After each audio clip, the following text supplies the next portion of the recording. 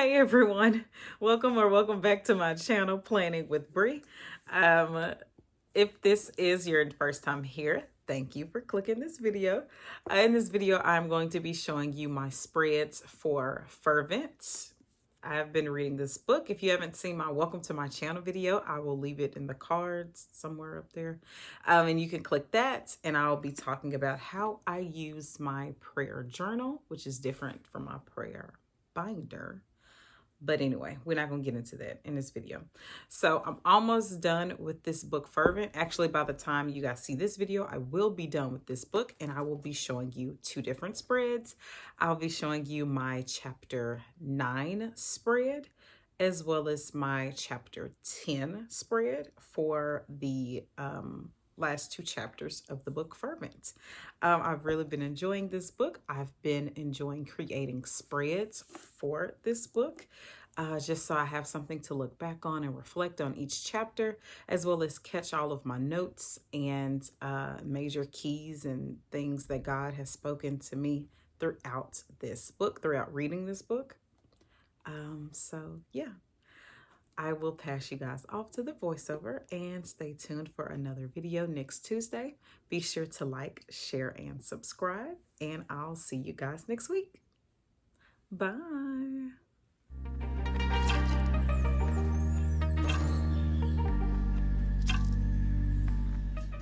Okay, guys, so this chapter in Fervent was all about forgiveness. After reading this book, I went ahead and looked up the 4 steps of forgiveness by, I'm not sure what his name is. I'll put his name on the screen, but he was on Oprah.com, so he's credible, right? But that was my motivation for this entire spread, is the 4 steps of forgiveness, as well as the Bible verse, Matthew 6:14. So I'm just starting out by layering a few pieces of craft paper. Now this craft paper with the lines on it, they're actually Post-it notes that I got from Shein. And then I just took a little square out of a book that I'm never going to read. And then I took just some blank white paper from the back of this journal and colored it in that green color using my Crayola Super Tips, and cut it out in a rectangle for my verse. This paper that I'm about to glue down now is also from the same book, and I wanted it to be in a circle so that the 4 steps of forgiveness could also go in a circle. And then I just have a F written out in that stencil that I like to use. And now I'm going to do the same thing in the bottom right hand corner, just gluing down a little bit of that paper from the book, a little bit of the Post-it note, and then the green rectangle on top. Now I will say, please forgive the shaking in this video. When I recorded this video, I mounted my phone on the same table that I was using to create the spread with. That's something that I have stopped doing for whatever reason, I just kind of forgot to put it on another table. So there's a little bit of shaking in this video when I'm gluing things down or when I am rotating the journal. So please forgive that. But yeah, I'm going to let you guys watch as I finish this bottom part of my spread, and then I'll be back to talk to you about the next part.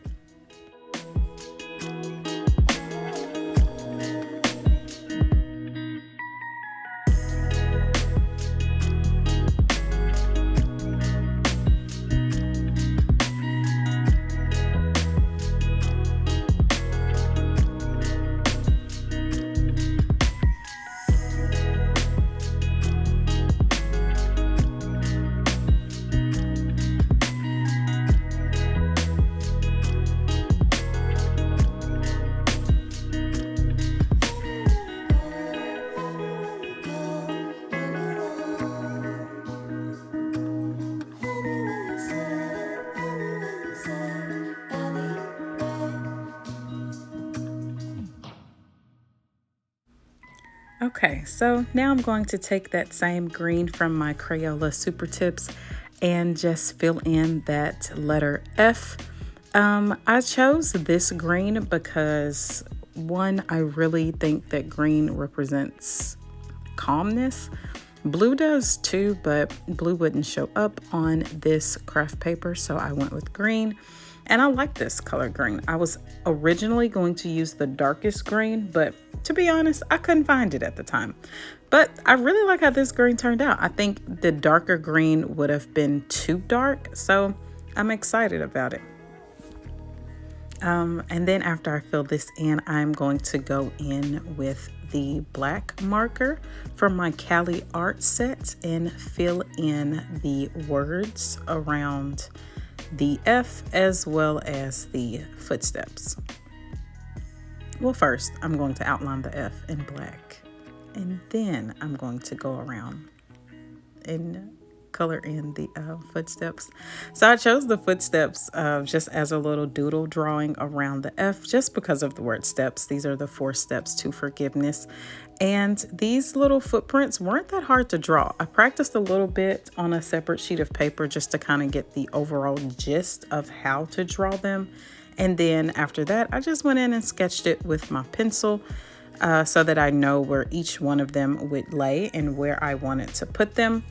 I also wanted it to look like kind of walking around the 4 steps, which is why I scattered them the way that I did. And yeah, here's another angle of me trying to do them upside down just to go in between those words, 4 steps of forgiveness. And to me, I have to flip my journal. I can't really draw them upside down the way that I want them. So in this video, I'm going to be flipping it around quite a bit.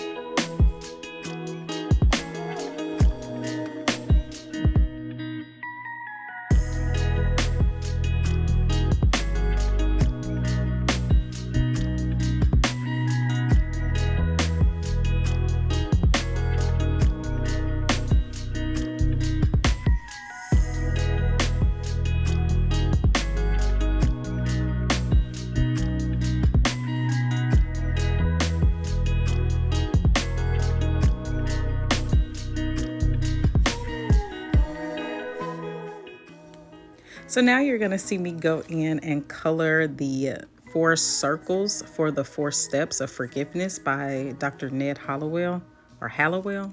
I hope I'm saying that right, but I wanted to stay in the color scheme of the green and the tans and browns of this page. So that's why I chose that lighter green for the circles. Now, I wish I would have changed the colors as I went through the steps, because you'll see in a minute that I changed the colors for the handwriting for each of the 4 steps.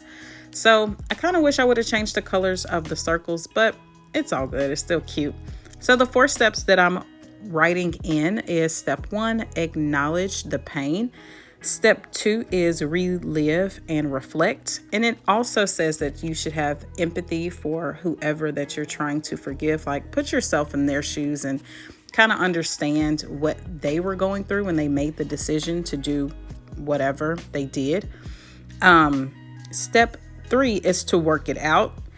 And this is the part that Priscilla Shrier talks about in her book, and Ned Hallowell also talked about in his 4 steps of forgiveness. So Priscilla Shrier was saying that you are supposed to forgive and then offer comfort to that person. Now, she also mentions that you may not get the chance to offer comfort to that person, but if it comes up, that you should extend that comfort to that person who you are forgiving. And this is not easy, of course. Both of them brought that up, that this is the hardest part, is to work through it. And working through it might not mean that the relationship will be the exact same that it was when, before the incident or whatever happened between you and that person. So the work it out one, as you can see, I kind of hesitated because I was going to put something else below it, but I decided not to. And I have another notes page where it's all written out, and I can go back and look at that if I need to. The 4th step is to renounce the anger, basically just saying that it won't, overcome you. And this is the part where Dr. Ned Hallowell says that, prayer and meditation can help. So the prayer that Priscilla Shrier was saying is that you can ask God for the forgiveness that you don't have. For whatever situation it is. I know for my situation in particular that I was thinking about when I was reading this book, I have to ask God to help me forgive that person because I can't do it by myself. I've tried for months and I can't. So now I'm going to go in and write the Bible verse that stood out to me a lot, because through my faith journey, you hear people say you'll inherit the promises of God, and I've just been asking God to show me his promises. What promises? And I know there are many, but I've just been asking God to show me his promises and help me to learn about his promises. And throughout that, I've also learned that I have to hold up my end of the deal as well. So Matthew 6:14 says, forgive others of the things that they've done to you, and God will forgive you of your sins. And the flip side of that is, if you don't forgive others, God will not forgive you. That's a promise. And I thank God that he was able to show me that through this faith journey that I'm having and through this book by Priscilla Shrier, to just kind of open my eyes to see, wow, Brie, how are you going to expect God to forgive you of your sins? And you can't even forgive this person or that person for something that they did to you, So I really enjoyed reading this book. I loved this spread. This was probably one of the best chapters in her book, just because I needed it at this time. And it was very, very helpful. It was very eye-opening. So shout out to Priscilla Shrier. If you have not read the book Fervent, I really encourage you to do so. And yeah, shout out to Ned Hallowell, because they kind of went hand in hand. So I was really excited to see that. And I'm just going to go ahead and finish this spread up with this handwriting at the bottom. I don't really like this handwriting, to be honest, but like I say with all of it, it's cool. It'll do. It's cute. Whatever. The point is there. The last thing I'm going to do is just go over this entire spread, or go around this entire spread with the black Cali art marker. I'm going to use the thickest tip to just make a border around it. And yeah, that is it.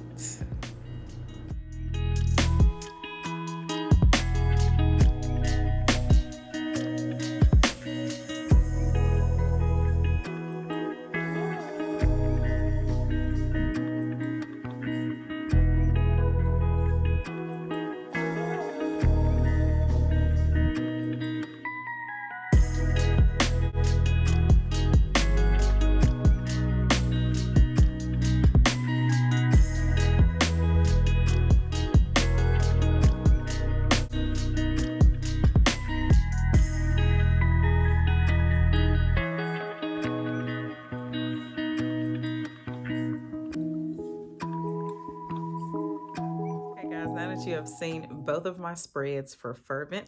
I really hope you enjoyed that video. Now that I'm done with this book, I don't know what book I'm gonna read next. I don't have anything on my list. So please comment down below if you have any good books that you would suggest to me that I should read for my faith journey. And if I don't have a book, then I'm just going to use the good book, the Bible, and I'll be doing spreads on that in my prayer journal. And I will be back with another video next month. I usually I will be back with another prayer journal video next month. Next week, you guys are going to see me update my prayer binder. And again, if you don't know the difference, if you're lost, like, girl, what you talking about? What's going on?